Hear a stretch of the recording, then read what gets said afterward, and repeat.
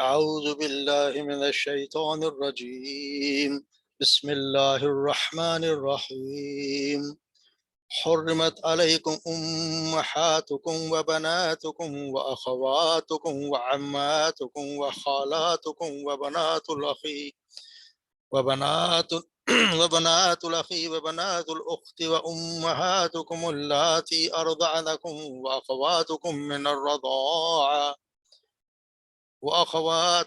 الرضاعة وأمهات نسائكم وربائبكم اللاتي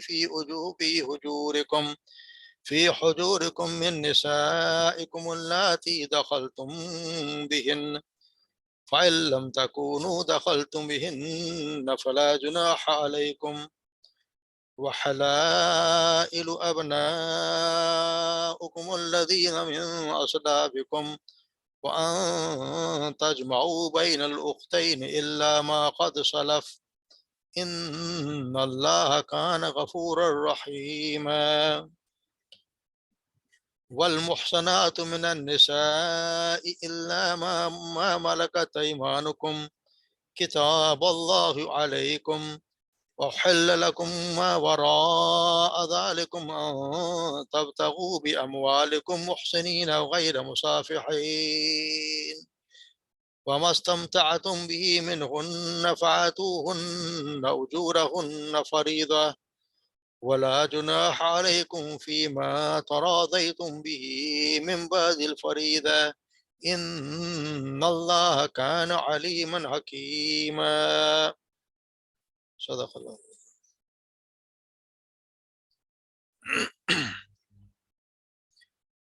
حرمت علیکم امہاتکم حرام کر دی گئی، یعنی کہ رشتے بتا دیں گے جن جو حرام ہیں، جن سے اب شادی مرد نہیں کر سکتا.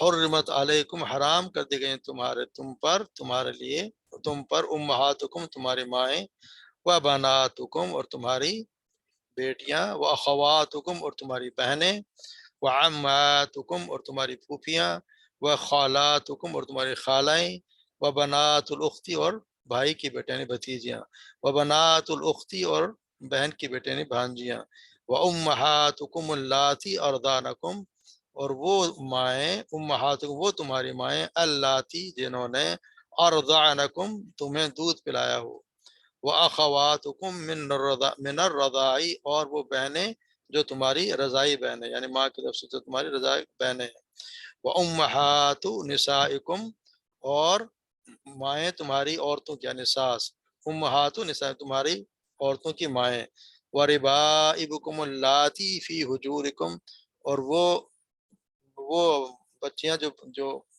گود میں پلتی یعنی جو تمہارے گھروں میں پل رہی ہیں، تم جو بیویوں کی طرف سے جن کا باپ کوئی اور وہ کہتے ہیں رباب کی جمع ہے، ربیبہ اور ربابکم وہ بچیاں جو پل رہی ہیں تمہارے فی حجورکم تمہارے گھروں میں و تمہارے گودوں میں، من نسائکم ان عورتوں سے، اللاتی دخلتم بہن ان عورتوں جن سے تم صحبت کر چکے ہو، فَإِن لَمْ تَكُونُوا پس اگر تم نے نہیں دخلتم بہن صحبت کی ان سے، فلا جناح علیکم پھر کوئی گناہ نہیں ہے تم پر، وحلائل ابنائکم اور بیویاں تمہارے بیٹوں کی وہ بھی حرام ہے، وحلائل ابنائکم اور بیویاں تمہارے بیٹوں کی، الذین من اصلابکم جو تمہارے صلب سے یعنی جو حقیقی جو بیٹے ان کی بیویاں یعنی بہو ہیں، وان تجمعوا بین الاختین اور یہ بھی منع ہے کہ تم جمع کرو بین الاختین دو بہنوں کو ایک ساتھ،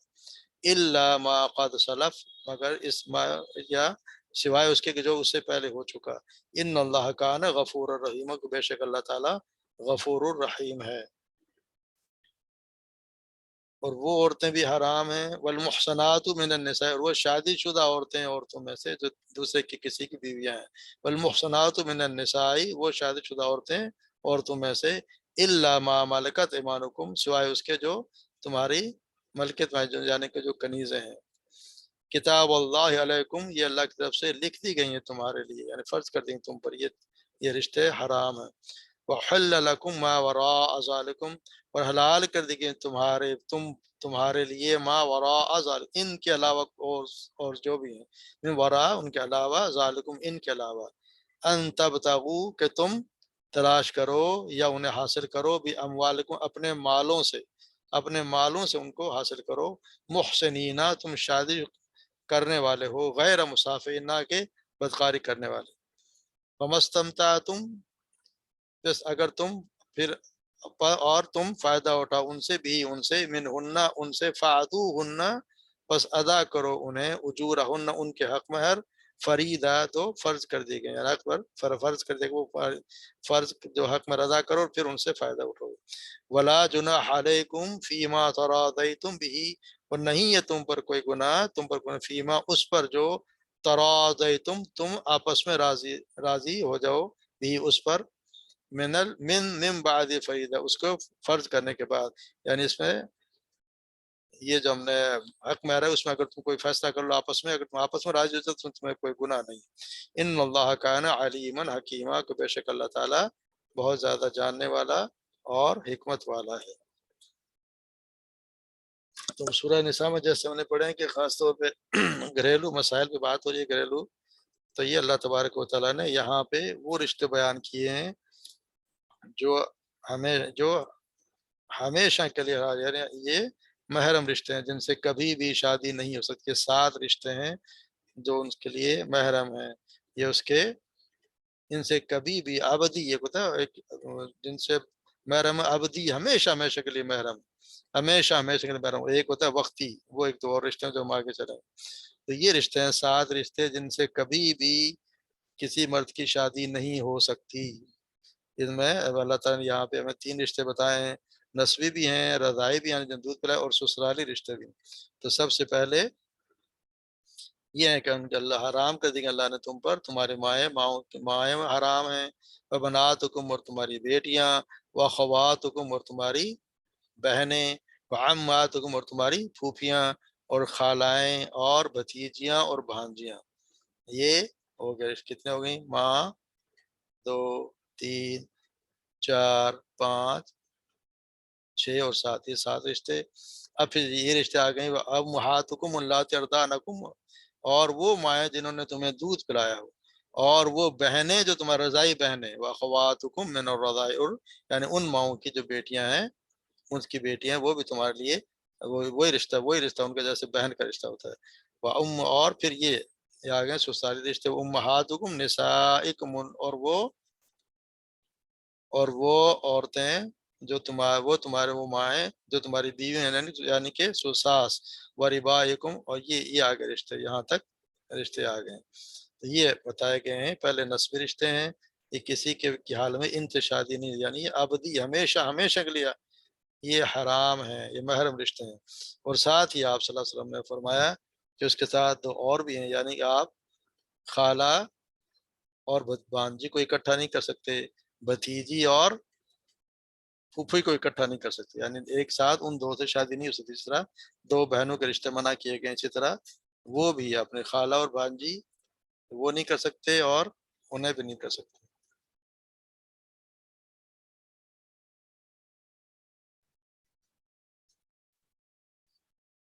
اور وقتی جو رشتے ہیں وہ سسرال رشتے ہیں، وقتی رشتے ہیں جیسے میں نے بتایا نا کہ خالہ اور بھانجی اور خالہ ایک ساتھ نہیں شادی ہو سکتی، لیکن اگر ایک کسی کو طلاق دے تو دوسری شادی، یا کسی اس کا انتقال دوسری سے شادی ہو سکتی ہے، یعنی کہ وہ اس کا رشتہ بعد میں ہو سکتا ہے، وہ اس کا پکا رشتہ، پکا محرم رشتہ نہیں ہے۔ اسی طرح پھوپھی اور بھتیجے کا رشتہ وہ بھی، لیکن یہ جو 7 رشتے اللہ تعالیٰ نے بتائے، یہ محرم، یہ رشتے ہیں جن سے، یہی وہ رشتے ہیں جن سے آپ کا پردہ نہیں ہے۔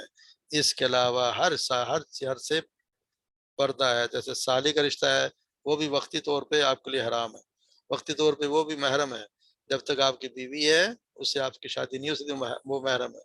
مگر اگر آپ بیوی کو طلاق دے دیں یا اس کا انتقال ہو تو پھر آپ کے لیے اس سے شادی جائز ہے، اس سے بھی پردہ ہے۔ جو بنوئی کا کہتے ہیں، بنوئی سے کوئی پردہ نہیں ہے، اور ہمارے یہاں دیور کا اور بنوئی کا اور یہ جو سلسلہ چلتا ہے یہ بہت خطرناک ہے۔ آپ صلی اللہ علیہ وسلم نے فرمایا، دیور کے متعلق پوچھا تو آپ نے کہا یہ تو آگ ہے، اس کا آنا جانا زیادہ ہے، اس کے ساتھ تو کسی اور بھی تعلق ہو سکتا ہے، تو وہ خطرناک رشتہ ہیں۔ سالی کا رشتہ اور بہنوئی کا رشتہ، یہ دونوں رشتے، ان سے پردہ کرنا چاہیے، مگر ہمارے یہاں بہت زیادہ نہیں دیکھا. اسی طرح کزن کا رشتہ ہے, کزن کا کوئی رشتہ نہیں, اس سے بھی پردہ ہونا چاہیے. رشتے صرف یہ ہیں, چچا ہے, ماموں ہے, باپ ہے, یہ رشتے ہیں, اور اس کے علاوہ کوئی رشتہ بھی محرم نہیں ہے. یہ 7 رشتے ہیں جن سے پردہ نہیں کرنا چاہیے, باقی سب سے پردہ کرنا چاہیے. پھر یہ بتایا کہ جو امہاتکم اللاتی ارضعنکم اخواتکم من الرضاع, اور وہ عورتیں جنہوں نے تمہیں دودھ پلایا اور انہی کی بیٹیاں. آپ صلی اللہ علیہ وسلم فرمایا کہ رضاعت سے بھی وہ رشتے حرام ہو جاتے جو نسب سے حرام ہو گئے, یعنی جو اس میں نسب سے حرام ہے وہی رشتے اس سے بھی حرام ہیں. یعنی جس نے دودھ پلایا اگر اس کی بیٹی, تو اس سے رشتے, اس کی اولاد سے رشتے نہیں ہو سکتے. اس کی مثال میں اپنے ہی خاندان میں اگر دوں تو اسی طرح جیسے فرحانہ کا میرا رشتہ اسی طرح ہے جس طرح میرا رشتہ الوینہ اور صغرا سے ہے, وہ بھی میری اسی طرح بھانجی ہے جس طرح یہ بھانجی ہے. تو میرا رشتہ ان سے کسی حال میں ان کے بہن کی بیٹیوں سے نہیں ہو سکتا, نہ ہی ان کی بیٹیوں سے. یہ جو بیٹیاں نا, بیٹیوں کی بھی ان کی بیٹیوں سے بھی نہیں ہے. جیسے آپ کی بھتیجی سے شادی نہیں ہو سکتی تو اس کی بیٹی سے بھی شادی نہیں ہو سکتی, بھانجی سے شادی نہیں ہو سکتی اس کی بیٹی سے بھی شادی نہیں ہو سکتی. اسی طرح ماں ہے تو ماں بھی ہے, اس کے اوپر بھی ہے, نانی ہے, اس اوپر بھی رشتے دار نہیں ہو سکتی. ساس ہے تو ساس کی ماں سے بھی آپ کی شادی نہیں ہو سکتی. اس طرح یہ رشتے جو دودھ والے رشتے ہیں وہ بھی اسی طرح کے رشتے ہیں جس طرح آپ کے یہ محرم جو خونی رشتے ہیں, نسبی رشتے ہیں, وہی دودھ پلانے والوں کے آپ صلی اللہ علیہ وسلم نے بنایا, وہ بھی رشتے اسی طرح ہیں. اور پھر آپ پہلے میں نے بتایا جیسے خالہ اور بانجی اکٹھی نہیں ہو سکتی, پھوپھی اور بھتیجی اکٹھی نہیں ہو سکتی. اور اسی طرح پھر وہ بتایا کہ وہ امہات نسائکم نسائکم اربابکم, اور وہ ان کے تمہاری عورتوں کے ماں یعنی کہ ساس, اور ربائبکم اللاتی, اور وہ جو تمہارے گودوں میں پر ہیں وہ لڑکیاں, اجورکم من نسائکم, جو اولاد ہے ان کی جو تمہاری بیویاں, یعنی تمہاری بیوی کی پہلے شوہر سے جو اولاد ہے, پہلے اگر شوہر اس کا ہے, اس کی اگر کوئی بیٹی ہے تو وہ بھی اس وقت حرام ہو جائے گی جب آپ نے اس سے صحبت کر لی. اگر نہیں تو پھر وہ حلال ہے اس کے لیے. فَإِن لَمْ تَكُونُوا, اور اگر تم نے ان سے صحبت نہیں کی تو پھر تمہارے پاس کوئی گناہ نہیں. اور پھر یہ آیا کہ آپ کی بہویں یعنی ان بیٹوں کی بیویاں, وَحَلَائِلُ أَبْنَائِكُمْ, ان بیٹوں کی بیویاں جو تمہارے صلب سے ہیں, یعنی تمہارے سگے جو اولاد ہے ان کی بھی ہے, وہ بھی تمہارے لیے حرام ہے, وہ بھی ہمیشہ ہمیشہ کے لیے وہ بھی حرام ہے.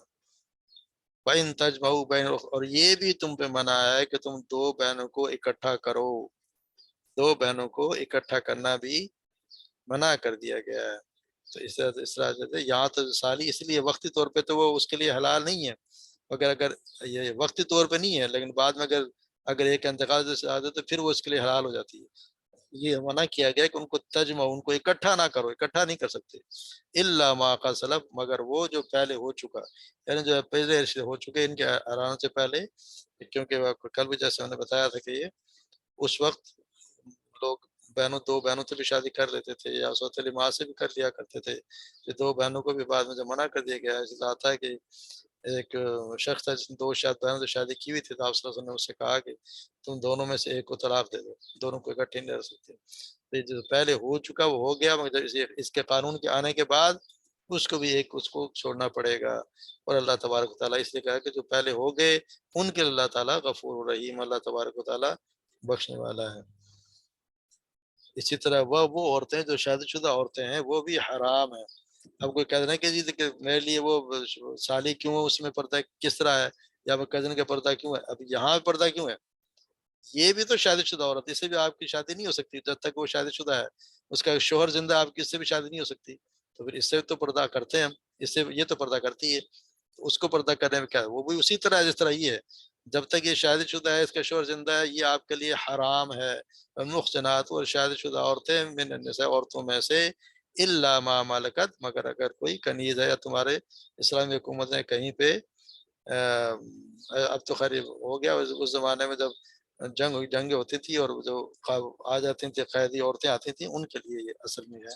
اب یہ مسئلہ رہا ہے نہیں, تو اس کا کوئی اب تعلق ہی نہیں رہا. پھر اللہ تعالیٰ نے کہہ دیا کہ اور باقی ان کے علاوہ یہ جو رشتے بتا دیے, ان کے علاوہ سب تمہارے لیے حلال ہیں. حل لکم ما وراء ذالکم, ان کے علاوہ سب تمہارے لیے حلال ہیں جن سے تم شادی کرو. کس طرح شادی کرو؟ ان تبتغوا باموالکم، اپنے مالوں سے تلاش کرو، اپنا مال دو، ان کو حق مہر دو. مگر ہمارے یہاں الٹا ہے کہ لڑکی بھی دیتے ہیں اوپر سے مال بھی دیتے ہیں. حالانکہ ہے یہ کہ مرد مال اپنا خرچ کرے. ان تبتغوا باموالکم، اپنے مالوں کو خرچ کرو اور پھر ان سے شادی کرو. محسنین، شادی شدہ شادی کرنے والے ہو، غیر مسافر، نہ ہی کہ بدکاری کرنے والا. یہ نہیں کہ ایسی شادی وقتی طور پہ شادی کی. شادی ایک بندھن ہے جو آپ نے ہمیشہ کے لیے کیا اس کے ساتھ. یہ نہیں کہ وقتی طور پہ یہ بدکاری کرنے کی نیت سے شادی نہیں. فَمَسْتَمْتَعْتُمْ بِهِ مِنْهُنَّ، اور تم ان سے فائدہ اٹھاؤ اس وقت. فَآتُوهُنَّ أُجُورَهُنَّ، جب ان کے تم حق مہر ادا کر دو، ان کے حق مہر ادا کرو پھر ان سے فائدہ اٹھاؤ. وَلَا جُنَاحَ عَلَيْكُمْ، اور نہیں ہے تم پر کوئی گناہ کہ تم آپس میں رضامندی سے جو حق مہر طے ہو گیا اس میں تم آپس کے، جیسے انہوں نے پہلے پڑھا نا کہ اگر عورت چھوڑ دے تو پھر وہ کھاؤ پیو بچتا بچتا جس طرح مزے سے کھاؤ، خوشی سے کھاؤ. تو یہ بھی وہی ہے. اسی طرح کہ اگر تم آپس میں راضی ہو جاؤ کسی چیز پہ جو فرض کر دیا گیا ہے، جو لکھ دیا گیا ہے، تم آپس میں طے کیا اس کے بعد، تو پھر تم پر کوئی گناہ نہیں ہے. ان اللہ کان علیما حکیما، اور اللہ تبارک و تعالی بہت زیادہ جاننے والے اور حکمت والے ہیں. تو ان جیسے ہم نے رشتہ اللہ تعالیٰ نے یہاں رشتے بتائے، اور اس کے ساتھ ساتھ جیسے ہم نے پھوپھی اور بھتیجی کا دیکھا، خالہ بھانجی کا دیکھا، تو اس کے کیا یہ کس نے بتایا؟ اللہ کے رسول نے بتایا. آپ صلی اللہ علیہ وسلم نے بتایا کہ جی اس طرح یہ بھی نہیں کرنا. اس کے کیا، اس کا مطلب یہ ہوا کہ قرآن کے علاوہ سنت بھی، آپ صلی اللہ علیہ وسلم کی سنت بھی اور حدیث بھی، وہ بھی شریعت کا مستقل وہ بھی ایک ماخذ ہیں، ان سے بھی شریعت اخذ کی جاتی ہے. یہ نہیں کہ صرف قرآن، لوگ ہیں صرف قرآن نہیں، قرآن کے ساتھ حدیث بھی ہے. اگر قرآن میں تو کہیں بھی نہیں لکھا ہوا، آپ صلی اللہ علیہ وسلم نے بتایا کہ یہ چیز نہیں ہو سکتی. اسی طرح قرآن میں صرف دو بہنوں کے جمع کرنے کا حکم منع ہے، لیکن مگر حدیث میں پھوپھی بھتیجی خالہ بھانجی کو جمع کرنا بھی وارد ہوا. تو یہ بھی ہمیں ماننا پڑے گا کہ قرآن کے ساتھ حدیث بھی شریعت کا ماخذ ہے. وہ بھی حدیث کو ماننا بھی، اس پر بھی ایمان لانا ضروری ہے. بہت سی باتیں جو ہم پڑھتے ہیں، جس طرح نماز اللہ نے کہہ دیا نماز قائم کرو، کیسے قائم کرنی ہے یہ آپ صلی اللہ علیہ وسلم نے ہمیں بتایا. زکوٰۃ ادا کرو کس طرح دینی ہے وہ آپ صلی اللہ علیہ وسلم نے بتایا. باقی بہت سے احکامات ہیں جو اللہ تبارک و تعالیٰ نے صرف ان کا حکم دیا ہے، مگر ان کی ادائیگی کس طرح کرنی ہے یہ آپ صلی اللہ علیہ وسلم نے خود ذاتی طور پہ ہمیں بتایا. تو یہ اس کا مطلب یہ ہوا کہ ہم پہ لازم ہے کہ ہم حدیث کو بھی ماننا پڑے گا. یہ کچھ لوگوں کا جو نظریہ ہے کہ قرآن ہی کافی ہے، قرآن کافی نہیں ہے. قرآن ضرور اللہ کی کتاب، مگر قرآن کے ساتھ اللہ نے اس کی تشریح کرنے والا ایک رسول بھی بھیجا ہے، جس نے اپنی ذات سے، اپنے عمل سے، اپنے قول و فعل سے کر کے دکھایا ہے، اس پہ عمل کر کے دکھایا. تو اس کے لیے ہمیں ان کی سنت پہ عمل کرنا، ان کے حدیث کو ماننا پڑے گا. اللہ تبارک و تعالی ہمیں قرآن و حدیث پہ چلنے کی توفیق عطا فرمائے، اس کے مطابق زندگی گزارنے کا سلیقہ سکھائے، اور ہمیں اس کا اللہ تعالیٰ اپنا اور اپنا رسول کو فرما بردار بنائے. وآخر دعوانا الحمدللہ رب العالمین. جی کوئی سبق ہو، کوئی سوال ہو تو بتائیں. رشید ماموں، آپ نے کہا پھوپھی بھتیجی کو اکٹھا نہیں کر سکتے یا جمع نہیں کر سکتے، اس بات کا کیا مطلب ہوا؟ خالہ اور بھانجی کو ایک ساتھ نہیں کر سکتے؟ مطلب آپ نے بھانجی سے بھی شادی کر لی، خالہ سے بھی کر لی، تو اکٹھی ہو گئی. وہ تو ویسے بھی حرام ہے نا، پھپھو تو ویسے بھی وہ ہے نا محرم. ہاں نہیں پھپھو آپ کی پھپھو تھوڑی ہے، بیوی کی پھپھو. اچھا بیوی کی پھپھو، اور بیوی کی بھانجی بھتیجی بیوی کون کی ہے؟ پھپھو. بھانجی بیوی کی خالہ، یعنی خالہ بھانجوں کا آپ ایک ساتھ اکٹھا نہیں شادی کر سکتے. ایک لڑکی سے بھی کر لی، اس کی خالہ سے بھی کر لی، لڑکی سے بھی کر لی اچھا اس اس کی کی خالہ. اسی کی بات ہو رہی ہے. تو اور کس اچھا کے اچھا، اکٹھا کرنے سے تبھی مراد مجھے بات سمجھ نہیں آئی. جی یہی نا، تھوڑا دماغ صحیح کو صحیح. کافیا کرو نا، یہ تو آسان. جی چلے مطلب مقصد یہ ہے کہ بیوی اور کی بھانجی اور بھتیجی، یعنی بیوی آپ کی اور نہ ہی اس کی بھانجی آپ کے ساتھ ہو، نہ ہی جی بھتیجی کے جی ساتھ ہو. ہاں جی.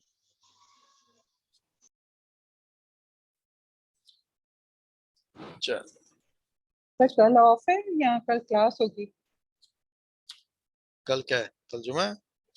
جی فرائیڈے ہوگی انشاءاللہ، کل کلاس ہوگی. اچھا وہ تو اس لیے کہتے ہیں نا کہ شاید ہماری وہ کلاس ہے، تو ہماری کلاس تو وہ نہیں ہوگی نا کل.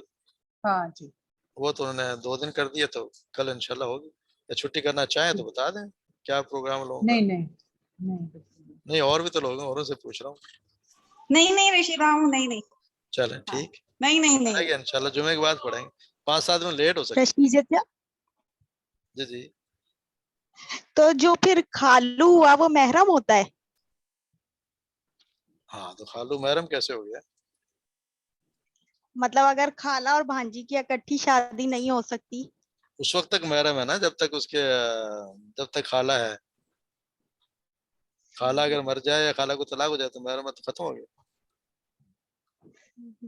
तो उनसे पर्दा है? बिल्कुल होना चाहिए, पर्दा है। जैसे चचा का पर्दा है, चचा का, मेरी जितने ये भतीजों की बीवियां हैं सबको पर्दा है मुझसे, और कुछ करती भी जी हैं, करती है ना, जी ठीक है, उनको करना चाहिए। इसी तरह मामू का भी यही हिसाब है, खालू का भी है। ये हमारे यहाँ बहुत से रिश्ते हमने खुद अपनी तरफ से ज्यादा आजादी हासिल कर ली है।